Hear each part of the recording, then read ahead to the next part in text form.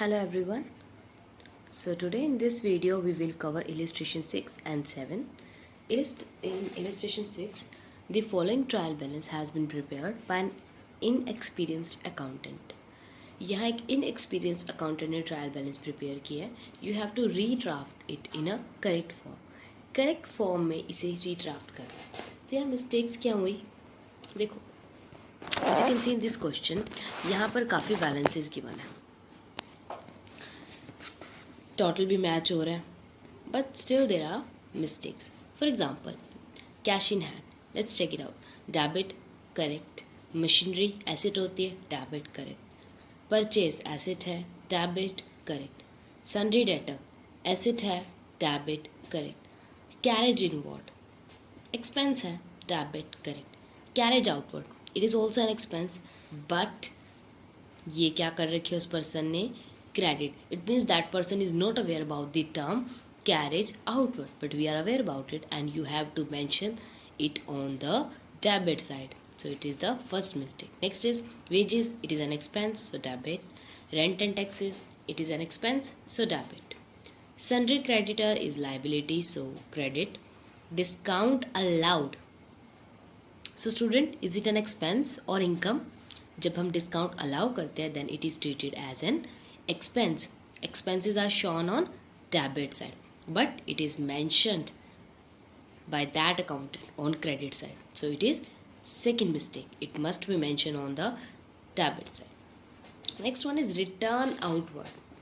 जब गुड्स को बाहर रिटर्न किया जा रहा है, tell me students, return outward purchase return है या सेल्स रिटर्न है? Think about it. It is purchase return. जब हम बाहर किसी को माल रिटर्न कर रहे हैं, इट मीन्स हमने परचेज़ किया होगा, इसीलिए तो उसे रिटर्न कर रहे हैं. एंड परचेज़ रिटर्न का नेचर परचेज़ से अपोजिट होता है. जहाँ परचेज़ को डेबिट किया जाता है, वहीं परचेज़ रिटर्न को क्रेडिट किया जाता है. But that person may be not aware about the meaning of return outward, और that person may be not aware कि जो परचेज़ रिटर्न है वो क्रेडिट साइड होती है. But we are aware about it, so we will recorrect it. Return inward. जब goods हमारे पास रिटर्न आई, इट मीन्स हमने सेल की होगी तो गुड्स रिटर्न हुई, that is sales return. And sales return sales से अपोजिट वर्क करती है. सेल्स को क्रेडिट साइड शो किया जाता है, तो सेल्स रिटर्न को डेबिट साइड. तो दोनों ही ये गलत थे. Next is capital. क्या कैपिटल डेबिट बैलेंस होता है? नेवर. क्रेडिट क्या होता है? Capital credit balance. Drawing. Drawing का कौन सा बैलेंस होता है? ड्राइंग जो है कैपिटल को रिड्यूस करने का काम करती है, या फिर आप ड्राइंग को एक्सपेंस की तरह भी ट्रीट कर सकते हो. तो दैट इज़ वाई ड्राइंग को डेबिट साइड मेंशन किया जाता है. तो ये भी मिस्टेक है. इस पर्सन को कैपिटल और ड्राइंग का ही नहीं पता कि डेबिट साइड करना है या क्रेडिट साइड करना है. Bank loan. बैंक से लोन लिया, अगर नहीं मेंशन कि लोन लिया या दिया, वी विल कंसिडर लिया, अज्यूम. ठीक है, बैंक लोन हमने लिया तो that will be a liability. It is not an expense, it is not an asset, but liability. So it is wrong. It should be posted on, it must be posted on credit side. Interest on loan. तो जो हमने ऊपर loan लिया उस पर जो interest है, that is what we call an expense. देखो, बैंक लोन तो लाइबिलिटी होती है, बट जो उस पर इंटरेस्ट चार्ज होगा वो एक एक्सपेंस होता है, और एक्सपेंसिस को डेबिट साइड शो किया जाता है. Opening stock. ओपनिंग स्टॉक होता है स्टार्टिंग में जो आपके पास स्टॉक पड़ा है, इसे एक तरह से ऐसे ट्रीट किया जा सकता है, और दैट इज़ वाई एसेट्स को डेबिट साइड शो किया जाता है. ये भी गलत है. Sales credit correct. Discount received. Isn't it income? Right. Discount जब रिसीव होता है उसे इनकम कहा जाता है, और इनकम को क्रेडिट साइड मेंशन किया जाता है, ना कि डेबिट साइड. तो आपने देखा कि इस पर्सन ने पोस्टिंग में कितनी मिस्टेक कर रखी है. ये नहीं पता कि किसे डेबिट साइड पोस्ट करने, किसे credit, and still answer tally हो रहा है. ठीक है, so we will recorrect it and it will look like this after recorrecting the trial balance, and the total is still the same. Okay, now let's move to the next question illustration 7.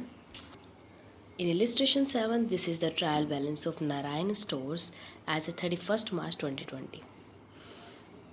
Capital, plant, machinery, furniture, cash in hand, bank overdraft, purchase, sale, debtor, creditor, rent and general expenses. इन सब के information given है कि इनके balances क्या क्या है. But इस क्वेश्चन में अलग क्या है, कुछ ऐसी ट्रांजैक्शंस हैं जो बुक में रिकॉर्ड नहीं की गई है. जैसे कि goods worth ₹15,000 were purchased on credit. Now this entry record नहीं की गई। वी नो कि इस एंट्री की वजह से परचेज पर भी असर पड़ेगा और क्रेडिटर्स पर भी असर पड़ेगा। और यहाँ पर हमने ट्रायल बैलेंस में बैलेंसेस निकाल रखे हैं, क्रेडिटर के भी निकाल रखे हैं और परचेजेस का भी निकाल रखे हैं। तो which is wrong, which is incorrect, right. जब ये एंट्री को रिकॉर्ड ही नहीं किया गया तो इट मीन्स इस एंट्री का इफेक्ट ट्रायल बैलेंस में आया ही नहीं होगा। तो जो वो फिगर्स शो की हुई है वो कंप्लीट फिगर्स नहीं है, अभी उनमें कुछ एडिशन या कुछ सब्ट्रैक्शन करने की ज़रूरत है। So that's what we will do in this question.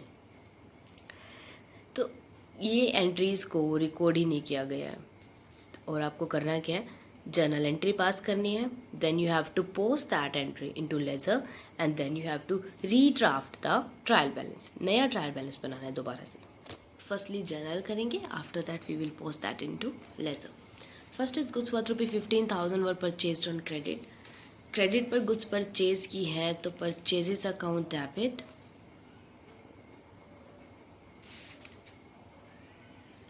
To creditors account.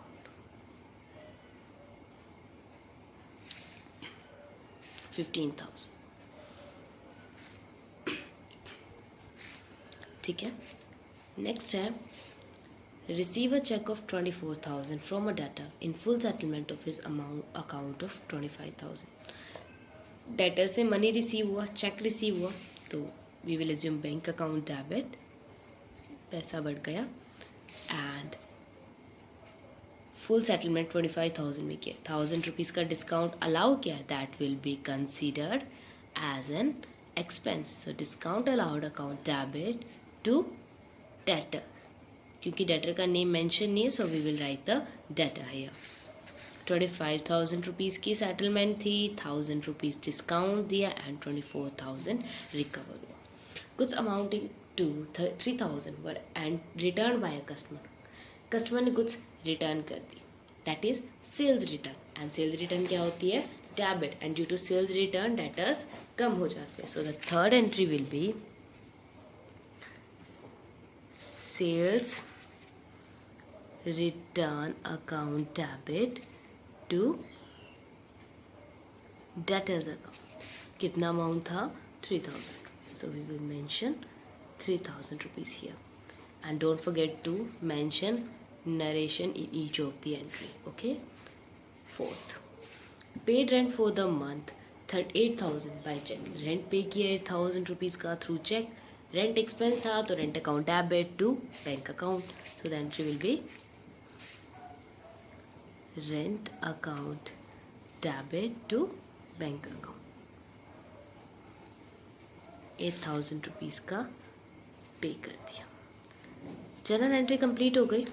अब मैं आपको एक लेज़र बनाकर दिखाती हूँ, ठीक है। फर्स्ट ऑफ ऑल जैसे यहाँ पर परचेजेस में एंट्री हुई है तो purchases, creditor, bank, discount, debtors, sales return and rent, इन सब अकाउंट में इफेक्ट होने वाला है। तो ये सब अकाउंट्स आपको ओपन करने पड़ेंगे। In which book, in ledger book, ठीक है। तो परचेजेस अकाउंट से शुरू करते हैं। परचेजेस अकाउंट का लेज़र बनाना है, मैं फॉर्मेट बना रही हूँ। First of all purchases account का ट्रायल बैलेंस में बैलेंस चेक करेंगे, ठीक है। जैसे कि यहाँ ट्रायल बैलेंस की वन है इन दिस। परचेजेस का बैलेंस कितना है, 11,20,000 रुपीज़। तो पहले वो मेंशन करेंगे। अब परचेजेस का क्या बैलेंस होता है, डेबिट, तो क्या कहाँ पोस्ट होगा, debit side to balance PD 11,20,000 rupees, ठीक है। यहाँ पर डेट मेंशन नहीं है तो भी छोड़ देंगे। और साथ में जो जर्नल एंट्री की वो क्या थी, purchases account debit to creditor. Purchases account क्या हो रही है, डेबिट ड्यू टू क्रेडिटर्स। तो परचेजेस अकाउंट क्या हो रहा है, डेबिट ड्यू टू क्रेडिटर्स। कितने अमाउंट की है, 15,000, ठीक है। तो अब जो यहाँ पर बैलेंस आएगा बाय बैलेंस CD 11,35,000 रुपीज़। तो 11,35,000 रुपीज़ ये वो अमाउंट है जो नए ट्रायल बैलेंस में जाएगी, ठीक है। हावेवर हम अकाउंट को क्लोज नहीं करते हैं ना, क्योंकि एक नॉमिनल अकाउंट है। तो आप चाहो तो इन अकाउंट को क्लोज मत करना या सीधा ही इतना ही छोड़ देना, एंड यू नो कि ये अमाउंट को पोस्ट करना है कहाँ पर, ट्रायल बैलेंस। ठीक है। सिमिलरली जो क्रेडिटर है उसका बनेगा, बैंक का बनेगा डिस्काउंट अलाउड। और डिस्काउंट अलाउड का देखो यहाँ पर तो डिस्काउंट अलाउड के बारे में कुछ मेंशन ही नहीं था इस पूरे ट्रायल बैलेंस में, इसलिए डिस्काउंट अलाउड का बैलेंस बीडी कुछ भी नहीं होगा, सीधा एंट्री पोस्ट होगी और बैलेंस सीडी होगा। ठीक है।